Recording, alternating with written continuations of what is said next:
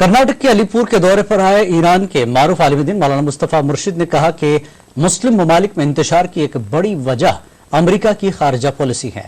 इन्होंने बेंगलुरु के करीब वाक़े अलीपुर में यौम कुद्स की रैली में शिरकत की और आवाम से खिताब किया। अंजुमन इमामिया जाफरिया और इदारे मुख्तार सकाफी के तहत फलस्तीन की हिमायत में रैली निकाली गई। वाज़ेह के मौलाना मुस्तफ़ा मुर्शिद ईरान के supreme leader Ayatollah Syed Ali खामनई के नुमाइंदे हैं।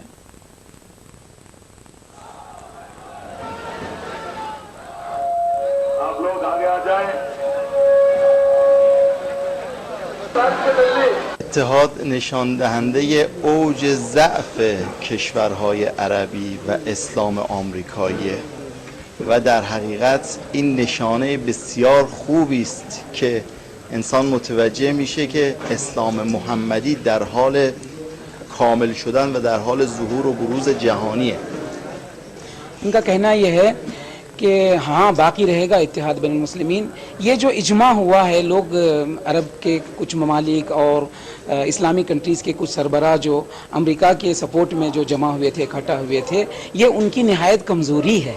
तो ये तहरीक के पीछे एक फ़लसफ़ा यही है कि इसके ज़रिए हम जहाँ कहीं भी मज़लूमीन पाए जाते हैं, ख़ुसूसन फ़िलिस्तीन और दीगर अरबी या इस्लामी ममालिक में जो मज़लूमीन पाए जाते हैं, उनकी हिमायत में हम आवाज़ बुलंद करते हैं ताकि पैगम्बर इस्लाम की हदीस पर अमल हो सके।